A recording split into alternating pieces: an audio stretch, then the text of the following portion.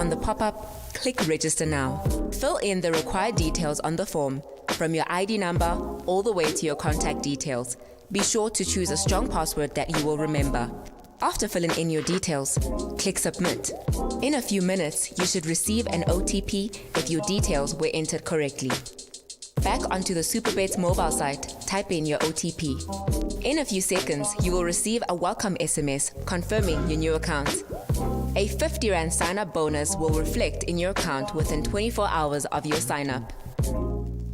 Welcome to our family. Superbets, bet with the biggest. Got something to say? Chat to us live on air via our WhatsApp line. WhatsApp us on 071 621 4746.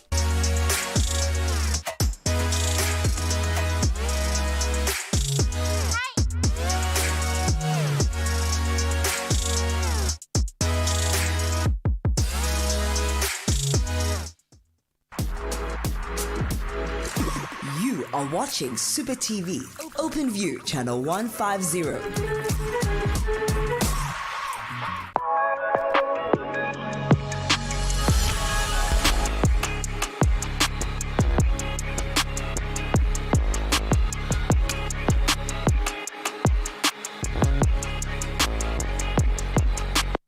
Welcome to Mo Sports. Well, we're very excited to see you back again here on channel 150 on your Open View decoder, Super TV powered by Superbets. As usual, we're joined by our in-house tamed sports analyst, Mr. OB.KNOWS. He knows it all and he's here to share it with us here on Super TV. Now, if you don't have a decoder, you can always join us by either going on Facebook or going to YouTube.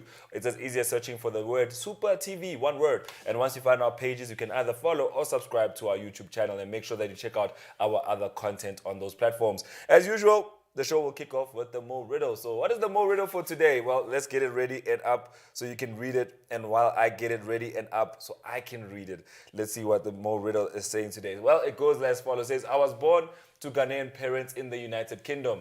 I've won the UEFA Champions League and played alongside N'Golo Kante. I've made 3 appearances for the 3 Lions. Who am I? Now, if you know who this player is, it's as simple as saving the following number. It's 071 621 4746. And once you save that number, then you can definitely send us the answer on WhatsApp. Bobby knows how you're doing today. I'm good, thanks yourself, Mo. All right, what should the people expect on today's show? Well, on today's show, we're looking at an update of what's been going on in the Euro 2020. I mean, a lot did go on yesterday. A lot of traumatic scenes as well that we witnessed. We'll be going into detail a bit about that on the show. We'll also be taking a look at what's going on in the side of South America as the Copa America does kick off later on today, and we'll be trying to look who are the favorites to win this Copa America 2021. But we kick off today with some news coming out of the PSL, of course. It is breaking news. I broke the news yesterday on Super Track, and indeed it does say that Sekhukhune have been promoted into the PSL, and this also follows, of course, a meeting that was had a couple of weeks ago after an arbitration had given Sekhukhune 3 points and said that, due to the situation that happened between them and Polokwane City, they would be issued the 3 points. But subsequent to that, the PSL came out and said they wanted this to be reviewed, and mainly Polokwane City and Royal AM wanted this to be reviewed. But yesterday it was confirmed that the arbitration has rejected a review of the decision, and the decision does stand, and it is final that Sekhukhune will be joining the PSL come next season, meaning that Royal AM are going into the playoffs. But surprisingly so, or not surprising to some of us, Royal AM have not been training because the owner of the club, Mkize, has told the players that they should go and enjoy the championship. This was last week. So this whole week they haven't been playing, and on the 15th is the day they're supposed to be playing Richards Bay in the playoffs. So we don't know if they will indeed show up for that game. And she also threatened, Mo, that this next season will not start. I wonder what that means, because she did say that next season will not start until, of course, this issue is resolved. So I don't know what we're looking at right now, but it does seem like, Royal AM are not giving this one a rest. Does Royal AM know who are the head honchos of the PSL? I think they think that they're the ones. No.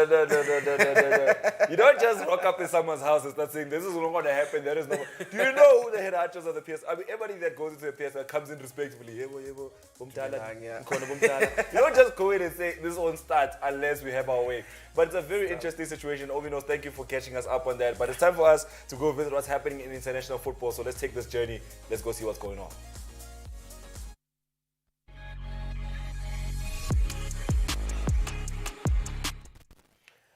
Well, our in-house sports analyst is here to tell us what happened last night in the match against Denmark and Finland. We know some traumatic scenes we saw last night. A lot of people actually on pause, but you were the first respondent in terms of watching here at Super TV to see what went down. Obviously, Christian Eriksen collapsed during the game.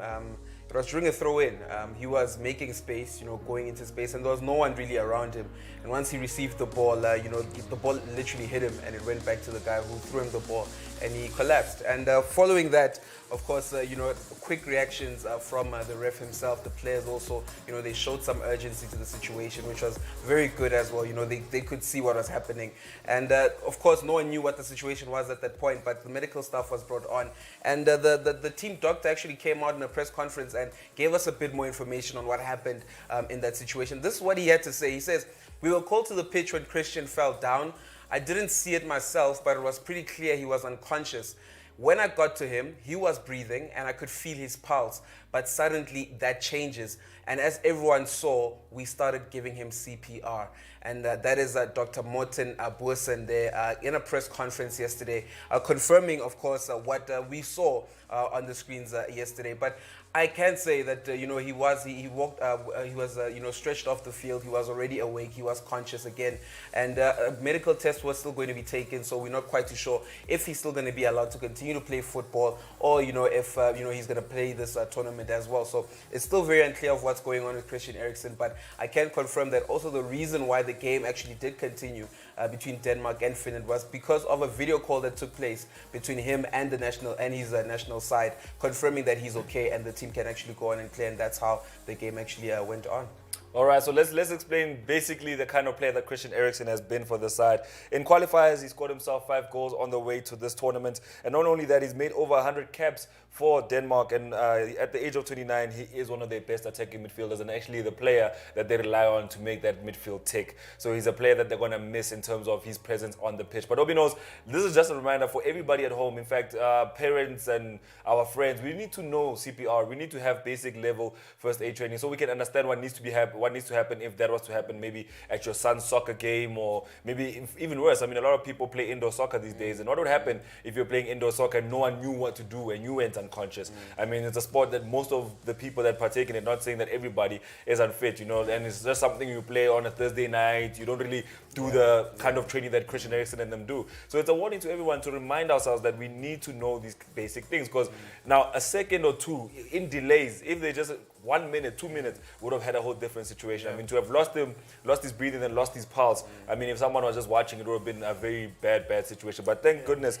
the doctors were on hand. And what happened after the whole situation, after the video call? Well, the video call happened, and of course the players, there was a meeting, an urgent meeting actually that was held by UEFA following when the players walked off the field, and following, of course, the resuscitation of Christian Eriksen. And the meeting was obviously about should this match continue, and UEFA decided, let's leave it up to the players and hear what they think, and that's when the video call did happen between the players and Christian Eriksen. They decided that we're going to go on and represent our country, and indeed they went on to lose 1-0 to Finland, which was a big result for Finland, but of course the celebrations were a bit subtle due to, of course, the situation of the whole somber moment at that moment. But it was a historic win for Finland, despite the situation. First goal, first win, first game as well, in the Euros as well. So it was a very big a result for Finland yesterday, but just clouded by such a traumatic scene that we experienced in that game earlier on. I actually watched the game and I thought to myself, I was like, wow, everybody, okay, not everybody, myself. I was watching that game looking specifically at breath weight. I wanted to know, what do you have to be? What do you have to do to earn yourself a move to Barcelona? And I watched his movements and I watched how he got himself into spaces and how he moved around. And it was very sad to see that he is a great mover and he takes great shots, but he's not getting the end product. Obi knows, what is the graphic saying to us there? Well, this is the picture there is of the celebration. Clearly, you can see that the goal scorer was at number 20, and he was, very calming himself down, and of course, his celebrations weren't really extreme. And what it says is that in the match that had to be halted due to the collapse of Christian Eriksen, Finland came out top after scoring their first ever goal in the Euros to earn a win over Denmark. And of course, yes, it is the win that we're just talking about here on Mo Sports. A very traumatic experience, if you ask me, from what we experienced yesterday. And it was not the first time that we've seen it. I mean, we saw it with Fabrice Muamba. We just spoke about it just now, but 78 hours, his heart didn't beat. And, subsequently, he'd never played football a day in his life. And I actually watched a few videos of him yesterday, and I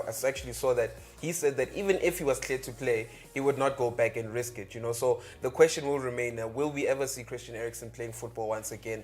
He would be a very big miss in the footballing world. I mean, for what he has done with Inter Milan this past season, hasn't been really, part of the core of that midfield, but he's been a very important player for them. All right, but his teammate had a great debut game here in the Euro of 2020. Now, I'm talking about, obviously, Romelu Lukaku. Now, one of the sports analysts that I know on his Instagram, he was like, I'm done having to convince people about Romelu Lukaku. And I wondered why. So I went back and I watched the game, and Romelu Lukaku get himself a brace. And not only that, in the first goal, he did something very iconic by running to the cameras and saying, Chris, I love you, to the cameras, actually referring to Christian Eriksen. What a beautiful moment that was. But let's talk about Belgium. Let's talk about the world number one. Let's talk about the team that went through the qualifiers without losing, and also keeping only conceding 3 goals. They scored 40 and only conceded 3. There's the same amount of goals as Tunisia. I mean, no. Turkey did concede. I was thinking of Tunisia, but I see why you Turkey. Flags.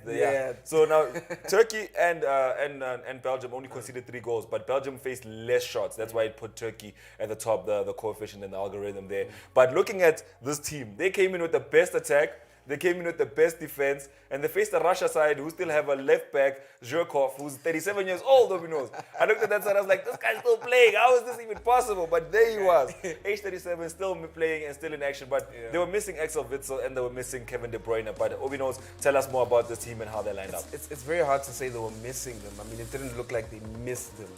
With the way they played, I mean, the Donker coming into that midfield, I mean, we saw him making a transition at Wolves. That he started off as a centre-back, and eventually, Nuno Espirito Santo moved him more into the midfield, and we saw him play in the midfield yesterday for alongside Tillemans in that Belgium side. And I must say that they looked very composed, they looked very calm. I also don't know where you would fit. Looking at the way they played, I don't know where you're gonna fit De Bruyne in that position. I mean, is he gonna play in the same position that Donker did? Because Donker's a workhorse in terms of defense and moving the ball into the final third. So it's something that I can agree to an extent that De Bruyne has implemented in his game. Dropping a bit deeper, but will he be able to pick up the piece? I mean, Axel Witsel is the one who usually does that in that midfield. So I think they're very much spoiled for choice. They've got a very good team in there, and I must say that the front three, they look very seamless as well without Eden Hazard in that front three as well. Playing in between the pockets of spaces, getting themselves in the half spaces there.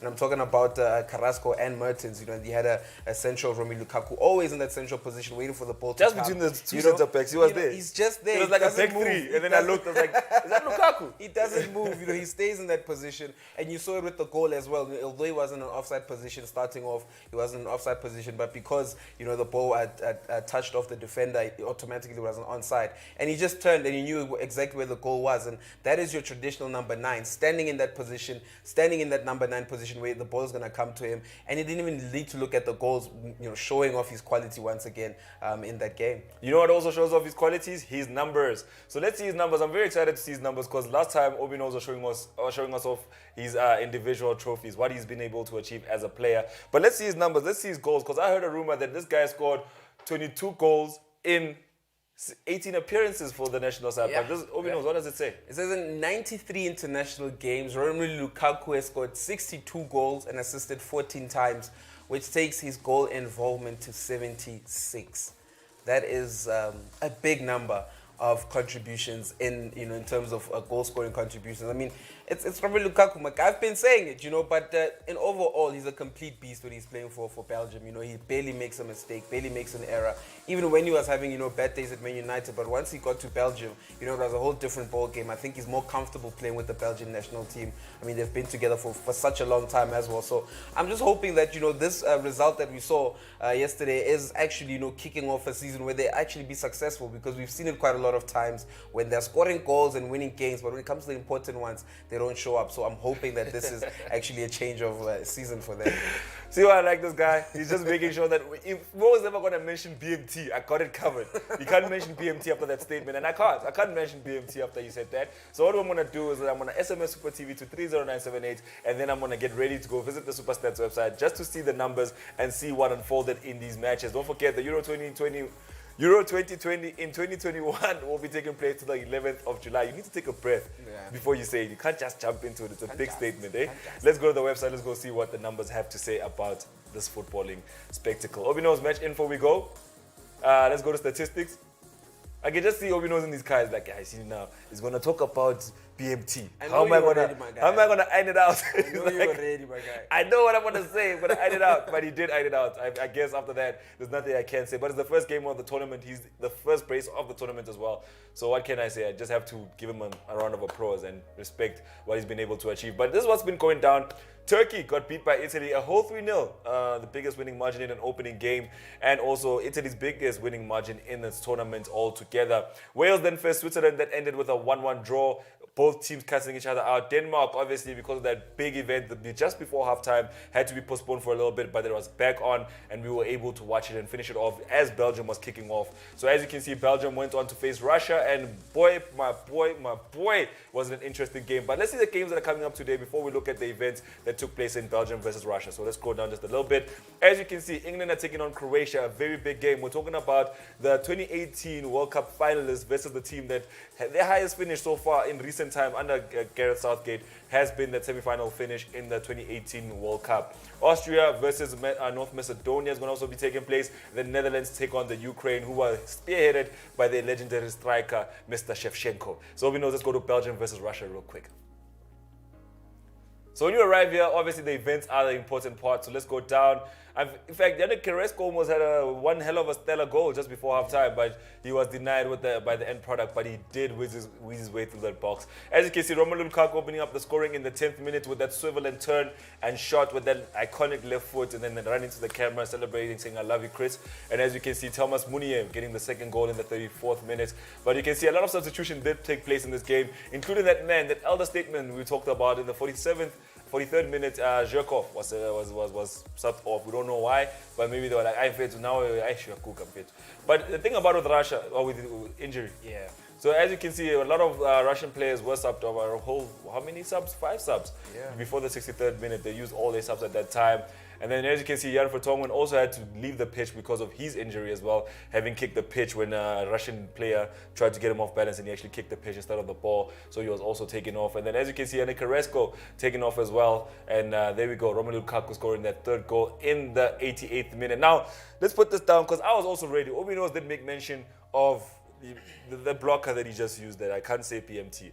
That goal, OB.KNOWS, that he scored last night, Romelu Lukaku, it's carbon copy goal from what he scored in the semi-finals of the Europa League in last season, 2 seasons ago. Season, yeah. Carbon copy goal, carbon copy. Same foot, same run, same everything, different goalkeeper, different defender, but carbon copy goal. I'm not going to let you answer because it's time for us to take a break. But I also was ready. You see what I mean? I got it here prepared. So super viewers, let's take a break. When we come back, the conversation around the Euro 2020 continues.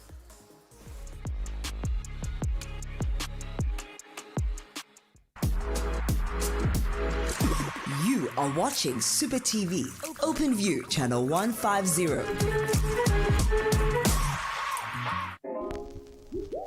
How to register a new SuperBets account. SMS Super TV to 30978 and you will receive an SMS with a sign-up link. Click the link you receive, which will direct you to the SuperBets mobile site. Click Login. On the pop-up, click Register Now. Fill in the required details on the form, from your ID number all the way to your contact details. Be sure to choose a strong password that you will remember. After filling in your details, click Submit. In a few minutes, you should receive an OTP if your details were entered correctly. Back onto the SuperBets mobile site, type in your OTP. In a few seconds, you will receive a welcome SMS confirming your new account. A 50 Rand sign-up bonus will reflect in your account within 24 hours of your sign-up. Welcome to our family. SuperBets, bet with the biggest.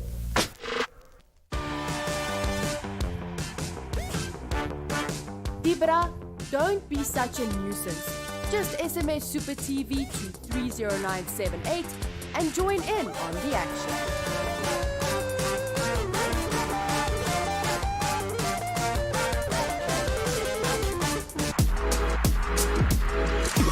You are watching Super TV, Open View, channel 150.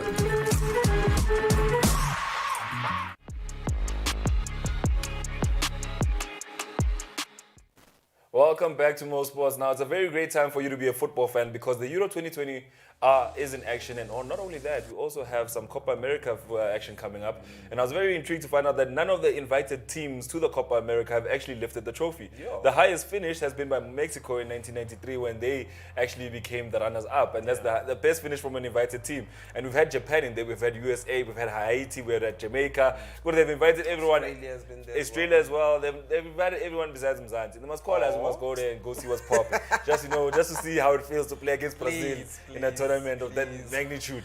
But numbers.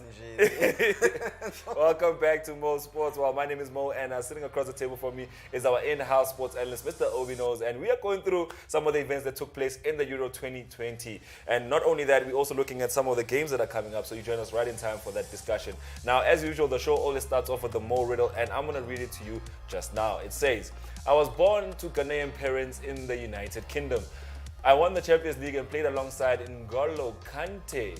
I made 3 appearances for the 3 Lions. Who am I? So, as you can see, he's N'Golo's friend. He's made 3 appearances for the 3 Lions. If you have the answer, the number is 071 621 4746. Now, let's move on, OB.KNOWS. Let's start talking about England. I feel like now all the English players are getting that MBE. Because Jordan Henderson recently also got his MBE. Yeah. Now it's going to be a whole squad of Harry Kane MBE, Jordan Henderson MBE, that's how it is. Sterling MBE. That's how it works with the English national teams. And if you represent the country at a major tournament, you get the cap that they've been receiving, the MBE. So yeah, we're gonna see quite a lot of these youngsters, receiving MBEs, and I must say, there are people who deserved it. I mean, the likes of Marcus Rashford has been doing quite a lot of charity work in there. Raheem Sterling has been kicking racism out of football. So I think a whole lot of these young players in the squad really do deserve to get these MBEs, despite the fact that they're going to represent England at a major stage. I think in terms of what they've done in terms of social justice, they also still deserve to receive these medals that they're getting. Yeah, so let's talk about England. I mean, this team comes to this tournament with the highest goal scorer in qualifiers. We're talking about a Harry Kane that scored 12 goals. That's more than a player from Israel whose name I cannot pronounce, guys, forgive me.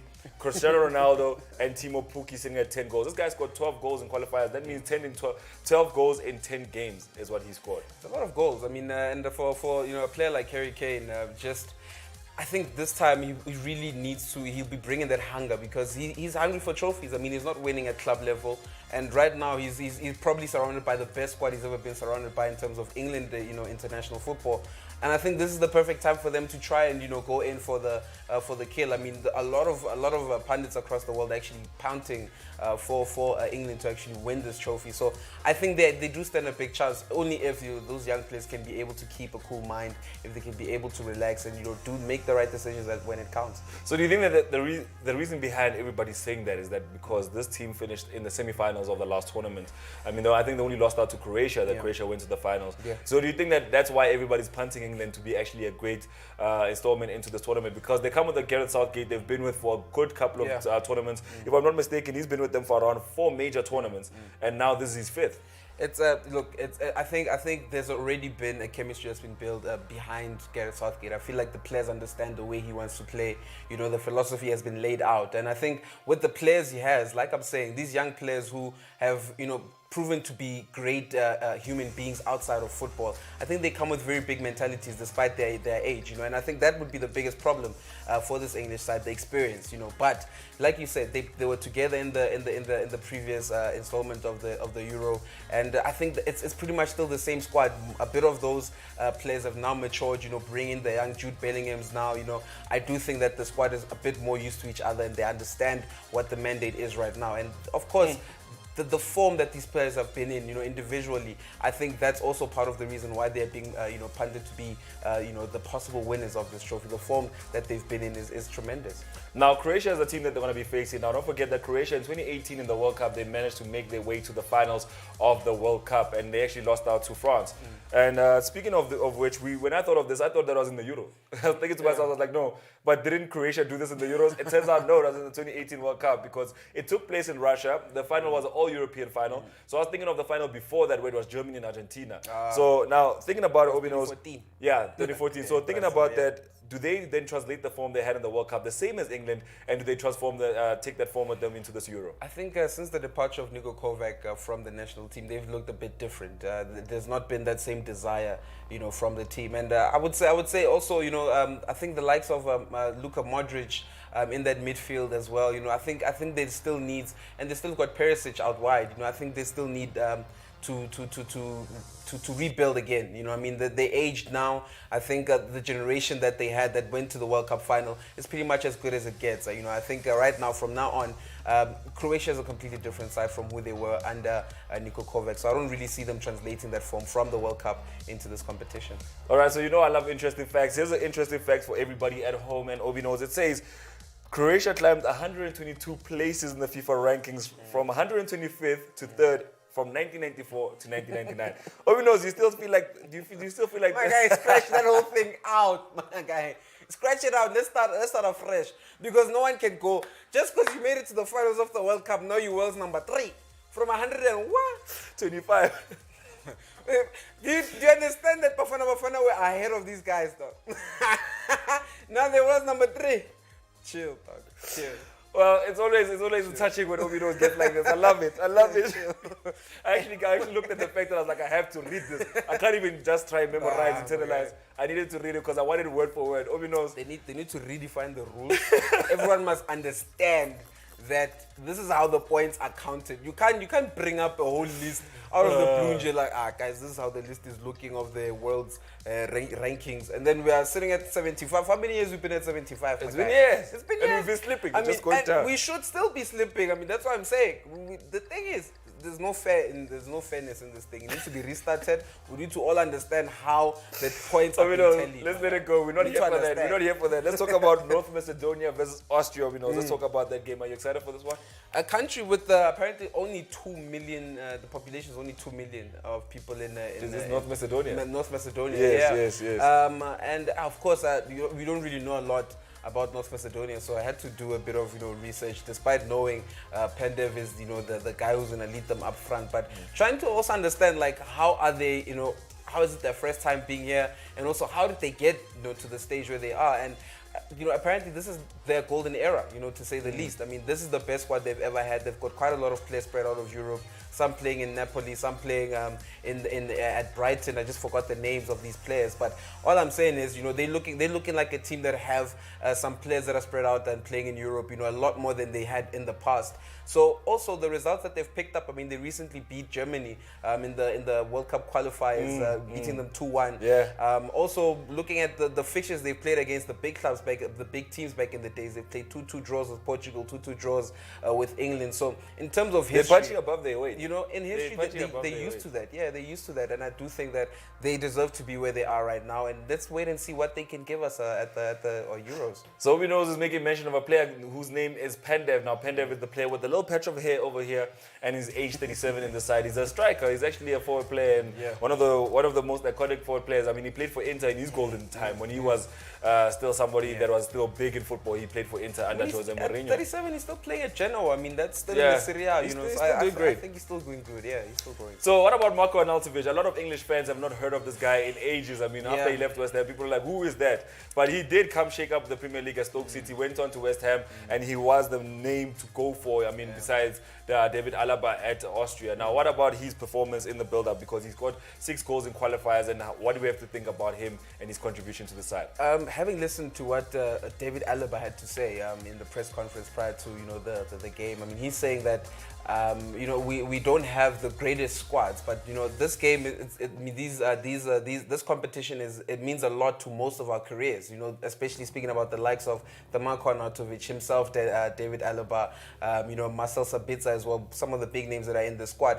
Of course, they feel like this is a stage where they can showcase their class. Maybe they can also carry this team because they are leaders in their own right. I mean, David Alaba has won so many trophies with Bayern. He's won everything he has to win with Bayern Munich, and I think a lot of these players, they can look up to, David Alaba, because I feel like the aura he brings into that dressing room as well would also, fall onto the players, and they might just feel a bit more confident coming into this tournament. Maybe they can do slightly better than what they did the last time. I mean, the last time they only got 1 goal in the entire tournament, getting knocked out in the group stages. So just 1 foot, ahead, I think would be, something big for them. Like maybe possibly making it into the quarterfinals. We just never know what they could achieve this time around. All right, let's talk about the 1988 winners of this tournament. We're talking about the Netherlands. They'll be facing Ukraine. And not only that, this is a team that now their captain has just moved from Liverpool to PSG after all the clouds about him going to Barcelona. He is the top goal scorer in the qualifier, scoring 8 goals. And overall, for Oranje, he's sitting just 1 goal behind Memphis Depay. Memphis Depay has 23 goals in international games. He has 22. I mean, what a player he's been. I mean, a box midfielder of note for the side. A very good player. I mean, I think the first time I knew either of these two players, Memphis Depay or Gini Van, it was in the same game. It was in the 2014 World Cup. Where I saw them participate. I think that was the last time in a competition. In fact, it was the year before. It was the Confederations Cup when I saw them, and it was pretty much the last time I saw them playing, in an international competition. Because 7 years without playing in a competition can show you that the team, they went into a slump. We've known Netherlands to be a very good team. That header in 2014 from Robin van Persie. You remember that header against David De Gea. You know what I'm saying? There was a team that it looked very good, and Ronald Koeman came in when the team was taking that slump, and they looked like they were coming back into the glory days of playing the football that the likes of Johan Cruyff brought in, the type of philosophy of playing a 4-3-3 formation, total football, yes. But since his departure, Frank de Boer coming in there, trying to stir things up, change up the formations a little bit, but not really getting it right. And let it go. Let's talk about Frank de Boer. Let me know with another interesting fact about this team. Now, the Dutch have missed out on the Euro 2016 and they've missed out on the World Cup 2018. Those are the 2 tournaments they've missed out on. That's why you're saying they've spent such a long absence at the top flight of international football. But this happened to them also in the mid-80s. But when they came back from that slump, they came back by winning the Euro 88. So the Euro 88 winners, basically, if they had a window like this window where they didn't have any major tournaments they played in 2016, 2018, couldn't make it to the major stages. But when they came back to win those 2 tournaments. And this is a side that OB knows, before you get ahead of yourself, this is the same side that played Portugal in the final and lost to Ronaldo and co. So do you not think that maybe... That was Ronald Koeman's team. Not Frank de Boer. No. You see, that's the thing. It was not Frank de Boer. I came to the left, he came to the right. I forgot that Frank de Boer is at the helm and he was not going to let that one go. But let's go to the website. Let's show you who's playing who before we make our bets. So, knows, let's go to the website. Let's make this bet real quick. We only have a minute. Let's go. So we're going to come out. Valelisa. Let's go down. Let's go to international. Let's go to Euro 21. There it is. Games. European Championship. All right, so this is how our bet slip would look like if we were able to publish it, I guess. So I'd go for England versus Croatia. Hope you know we're going to go for England. And then Austria versus North Macedonia. I'm feeling a draw. I think this will be the second draw of the tournament. I think so. Yeah, let's give it a draw. And then Netherlands and Ukraine. I think Netherlands will want to start off on a high because all the big name sides have started on a high. Italy started on a high. I mean, what's it called? Yeah, they've started on a high. Belgium also started on a high. Yeah. Finland started on a high. All these big names start on a high. Don't forget, Denmark is ranked 10th according to FIFA. So that's how our best slip would look like. We'd put 100 rand on it and then we'd continue. Let's take a break. And when we come back, we're going to look at what's happening in South American football with the Copa America.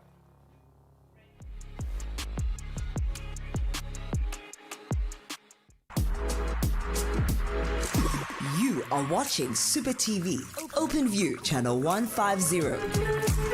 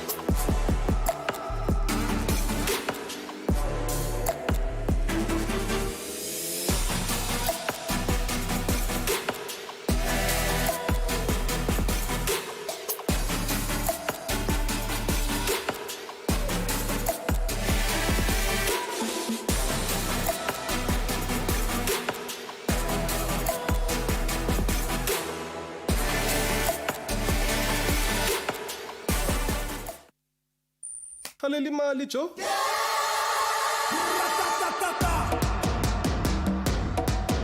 Now ungapopa with Super Bets. Simply SMS Super TV to 30978 and start playing.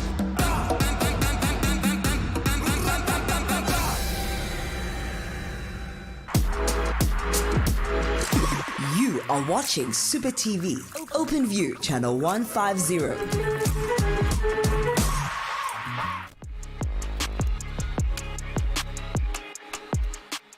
Welcome back to Mo Sports. Now, if you're just joining us, you missed out on a whole lot of Euro talk. Now we've moved on to South America, and we're going to be looking at the Copa America. You're tuned into channel 150 on your Open View decoder. It's Super TV powered by Super Bets. You can always alternatively check us out on either YouTube or on Facebook. It's as simple as searching for Super TV, finding our page, following if you're on Facebook, or subscribing if you're on YouTube. My name is Mo, and as usual, I'm joined by our in-house sports analyst, Mr. OB.KNOWS, and he will be giving us some of his thoughts on what's happening in world football. But before I get ahead of myself, the Mo riddle. It reads like this today. It says, he was born to Ghanaian parents in the United Kingdom. He won the Champions League playing alongside N'Golo Kante, and he made 3 appearances for the Three Lions. Who is he? If you have the answer, the number is 071-621-4746. Now, we can... Coming back to that fact of that he's played for the Three Lions 3 times. We had a chat not so long ago, about the fact that once you play 3 times, you can still change. The new rule. So maybe like you were saying before the show that this guy should play for Ghana. Maybe. I didn't say he should. What did you say? What I'm saying is... Who is he better than? No, what I'm saying Who is... is he better than? What I'm saying is... He's not better what than I'm saying anyone. is... The president of Ghana has wine and dined with this young man. Called him in. They've had a meal. They've had speaking. Hudson Odoi gave him a jersey from Chelsea with the number 20 behind it. And since he's not in the squad to go to the Euros, some people were saying, not me, some people were just saying that it might be a situation where he's looking at his future. And he's like, there's a whole Jude Bellingham in there. There's a whole Mason Mount. There's a whole Jack Grealish, Mount, Phil Foden. My guy, you know what I mean? There's too many. Wait, hold on.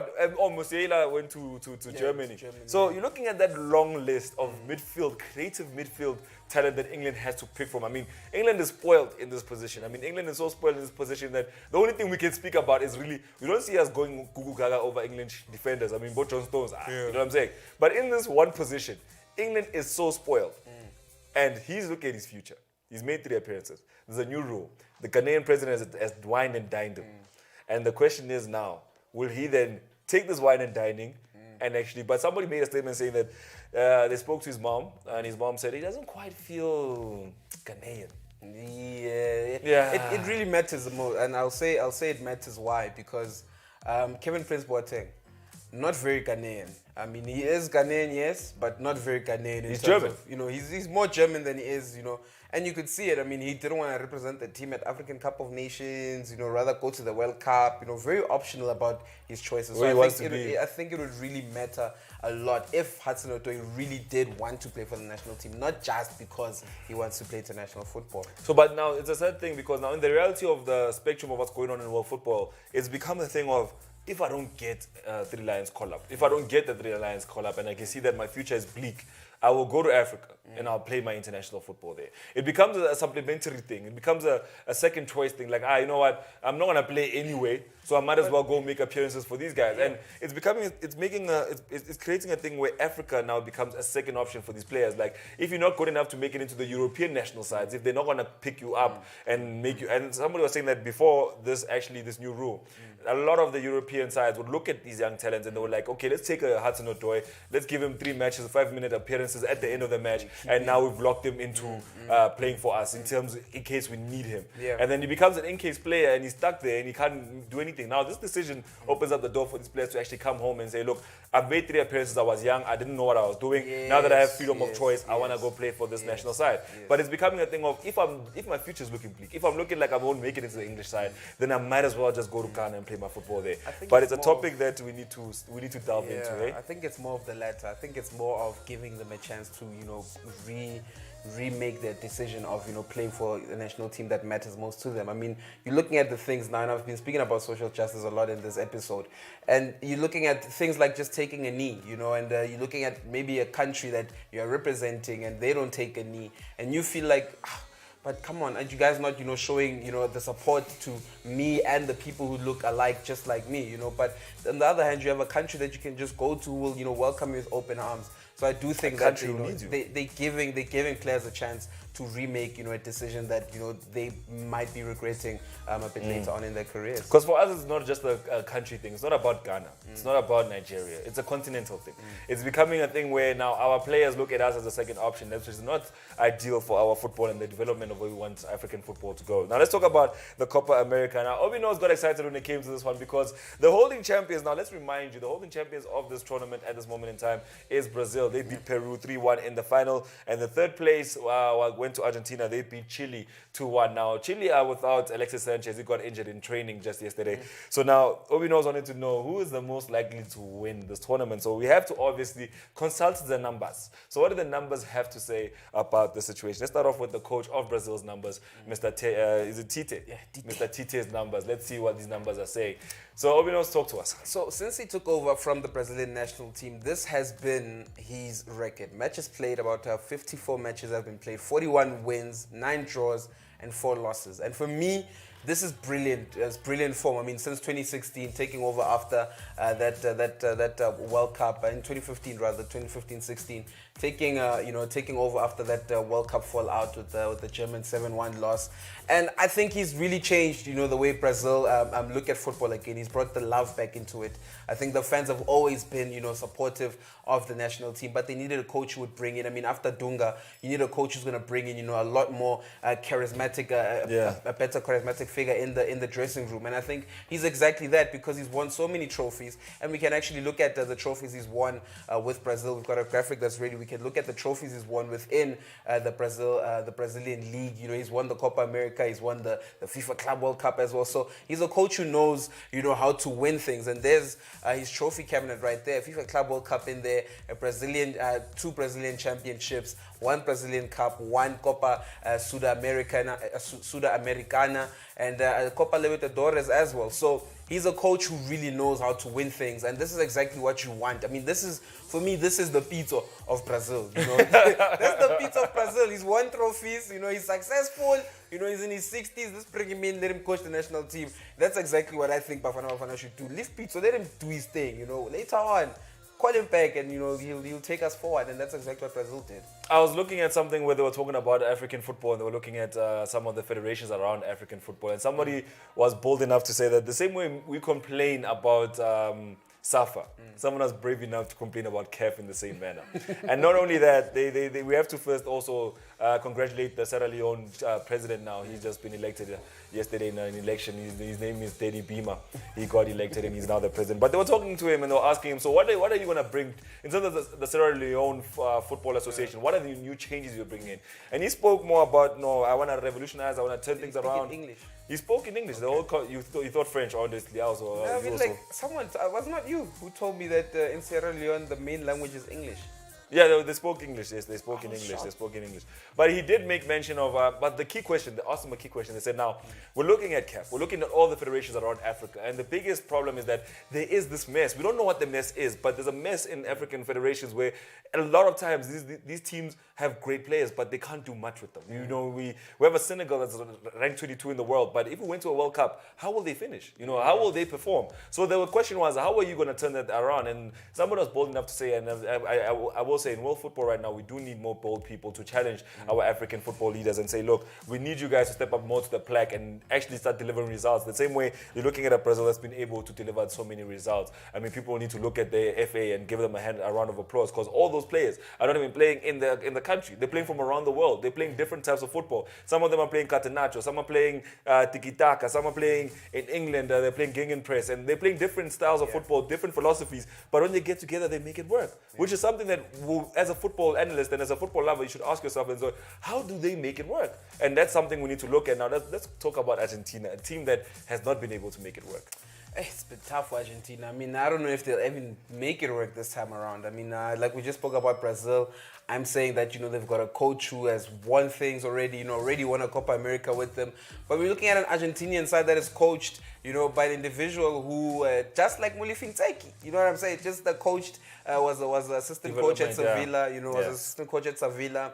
assistant coach at the national team, and then eventually they gave him the under-20, the Argentinian under-20 side, and now they're giving him the responsibility of coaching the national side. And to be fair to him, he's not done a bad job. But in terms of will you be able to handle such a dressing room at such an important time? I mean, we all know this is Lionel Messi's last Copa America, and I'm pretty sure it's ringing around the dressing room that this is this guy's last one. And what better chance do we have if he retires and we still haven't won it? What chance do we have to win it without him?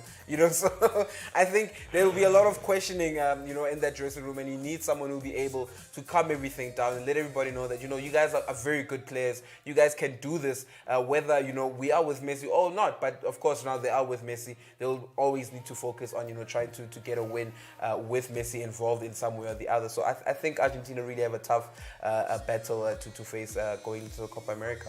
So the sad reality is that his best ever performance with the national side is this third place finish in the last Copa America. Now, this is what it says. It says, as a player, he won the 1997 Under-20 World Cup, played at the 2005 World Cup in Germany. His management role was the Argentine Under-20 side, and OB.KNOWS did then talk to us about how it went from there. He went from the Under-20s, he went to assistant coach, and now he is the head coach, and his best finish as head coach has been that third place finish. So let's take a break, OB.KNOWS. When we come back, we'll have to definitely look at a bit of what's happening in Copa America and then move on and see what's happening in terms of world football.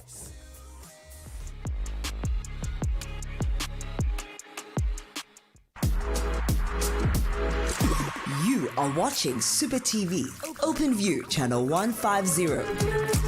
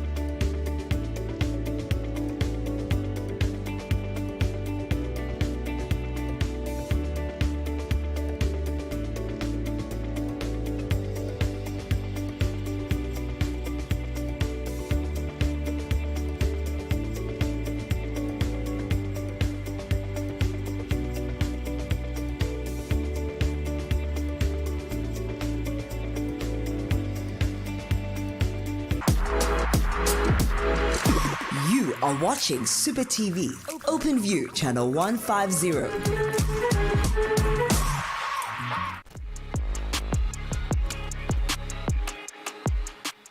Welcome back to Mo Sports. Now, during the break, we were just informed that one of our viewers did send us a WhatsApp message saying that, look, I think England is overrated. For me, I want to go with France. What are your guys' thoughts on that? So like I said, welcome to Mo Sports. I'm Mo, and this is OB.KNOWS, our in-house sports analyst, and I'm going to pose that question to him. Somebody saying England is overrated for obvious reasons. I mean, their best finishes are all the way back in the 19 whatnot. But he's saying France is a team for him. What do you have to say to that? I cannot really debate against him. I can't really debate against him, despite the fact that we have to wait and see how France, play in their first game. With the commotion that's happening in their camp right now with that Benzema and Giroud. Benzema and not Benzema, rather, Giroud but Mbappe and Giroud fallout. So we'll have to see how they respond to that. Will they be professional about it and go to the field and, you know, deal it out?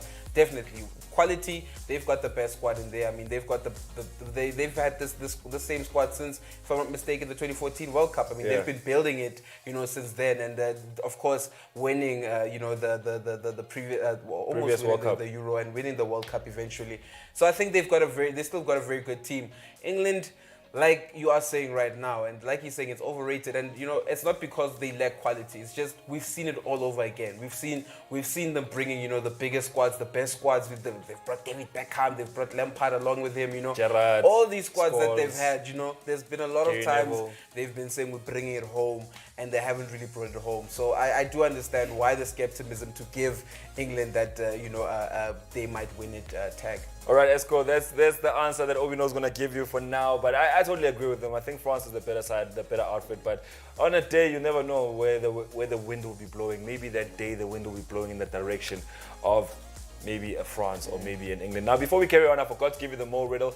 Let me give it to you now. Here it is. You can read it up. But a couple of people have already submitted their answers, and unfortunately, so far, all the submissions have been incorrect. Some of the names that have been put up in the submissions will be known as your Kevin Prince Boatengs, your Salim Mantari. Somebody even said Mario Balotelli. Someone said Chris Boateng. Someone said Chris Boateng. So a couple of names that we put in. All I'll say is that he's still a current player. And if you know the answer, the number is 071 621 4746. Think of the Champions League final just now. Yeah? Just now. Who was playing there? Just think of it right now. Now, let's go on. Let's carry on. Let's talk about Hakimi. He's also being PSG once again in our headlines. PSG once again making... Ashraf Hakimi. I've been in my Instagram comments quite recently, and I've posted about, you know, Ashraf Hakimi because Chelsea are looking likely to sign him. And my question was, why would he want to join Chelsea? You know, they've got Reece James in that position already, who has been doing a decent job, you know, and when he's not there, Azpilicueta obviously comes in and, you know, puts in a much more defensive shift, doesn't really give you what, you know, Reece James gives you in terms of, you know, overlapping runs. But I think Ashraf Hakimi needs a team where he's going to play in and week out. I mean, he was, for me, he should have remained a Real Madrid player. I mean, Real Madrid made a terrible decision by letting him go to Inter Milan. You know, I think they should have kept him after he came back from that loan deal with Dortmund. So I think he needs a team where he's going to play week in and week out. And in between these two teams, between PSG and Chelsea, PSG really need a right back, but apparently he's already rejected a move from them, you know. So I don't know if PSG though are saying that they still want him, they're still interested in this. Yeah, this player, PSG is going hard, eh? Yeah, they're going hard for him. So I think his best move would be where we get more game time, because he's a player who really does do well. I mean, he's a player, we saw what he did at Inter Milan. Very good with giving you assists, can give you a goal as well with his weaker foot and cutting in. So he's a good player, and I think if he cuts on playing games, if he plays a lot less games, he might you know, have a decrease in quality. So rather go to a team where he's going to play a lot, and I think PSG would be the better move. All right, now Buffon has been linked with his former club, that's Parma, not PSG, and he's looked like he might be going for a second stint. Buffon, I mean, we did say that he's considering a move away from Juve, and of course we might have thought, like, is he gonna retire there? You know, he wanted to go back to Juventus, but I don't think he wanted to sit on the bench and sit second fiddle to Wojciech Szczesny. So I do think that right now a move, you know, out is of course something that he's looking for. He wants more game time. I did say Atalanta were one of the teams that were the first to shout out that they needed a goalkeeper and they wanted Gigi Buffon to come in there. But it seems like you know, Parma might be a better move for him. Looking at what you know, they're saying in the articles, apparently he's interested in the project that Parma are currently doing. I mean, you did see that Parma were struggling this past season. They were roaming around the relegation zone. So if he is interested in you know, the project, like it is saying, it probably means that Parma tried to, you know, spend big, bring in more quality, and possibly, you know, trouble the teams that are staying in the higher hierarchies in Italian football. Imagine you're the guy there at FIFA tasked with always having to redesign Gigi Buffon. For the past 30 FIFAs, you've been redesigning this guy's face. The last thing I want to talk about was David Moyes. He's now signing a 3-year deal with West Ham, extending his stay there at the London Stadium. He's going to be there as the head coach because they're quite impressed with what he's been able to achieve last season, almost landing a Champions League spot, and he's definitely going to be keeping his job. Now, let's talk about this Mo riddle that's got everybody in a bunch. Now, the answer to the Mo riddle for today is this young player. Here he is. Andile, you gave the right answer. I feel like Andile came in late, but he gave the correct answer. The answer is Callum Hudson-Odoi. As you can see, there he is, the young Looks man. very Ghanaian too. He looks very Ghanaian. My guy, come home. Born to Ghanaian parents, Come on. played 3 times for the Three Lions. The reason why we put that into the Mo riddle was that to remind everybody of this new rule, because it's possible that he might still find himself in a Ghanaian jersey. So it'll be something very interesting to see. It's a very interesting story to follow, but we'll have to wait and see. Thank you for joining us today on Mo Sports. Well, for myself, OB.KNOWS, the Super TV team, the Super Bets team, all we can do is say goodbye for now. See you tomorrow from 1 to 2 p.m.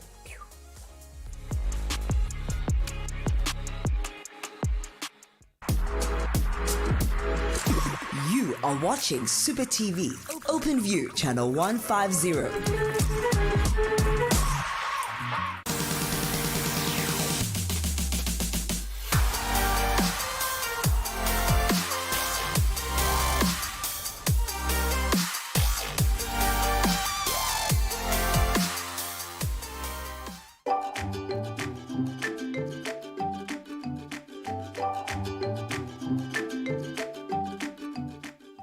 Abotshiri, ngeke sibaqede bonke.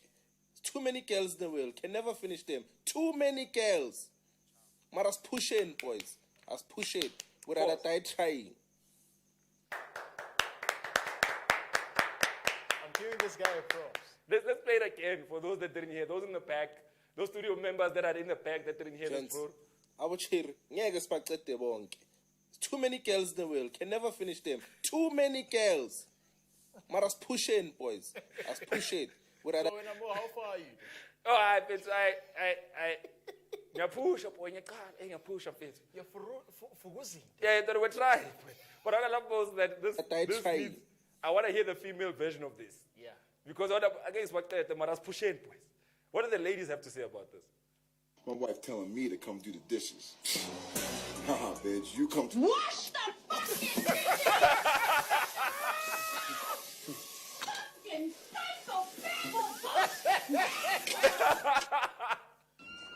Oh my god. Oh my God. Oh. So when the wife is not around, he acts so tough. The facial expression.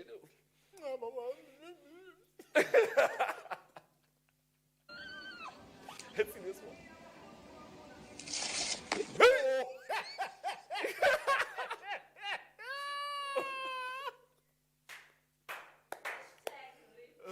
Oh, rewind. Oh.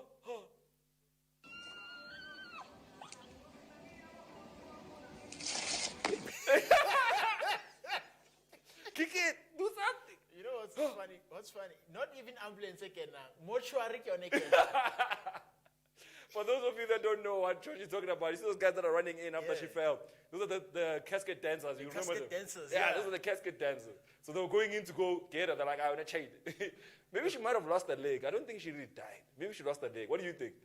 I think she lost the leg though. Maybe she lost her leg, guys. Let's not be those people. Let's go. The money versus probability. I made $200 now. What's the score? Like, it seems like she just actually caught up. This is about the money. Some of us who went to school. Los.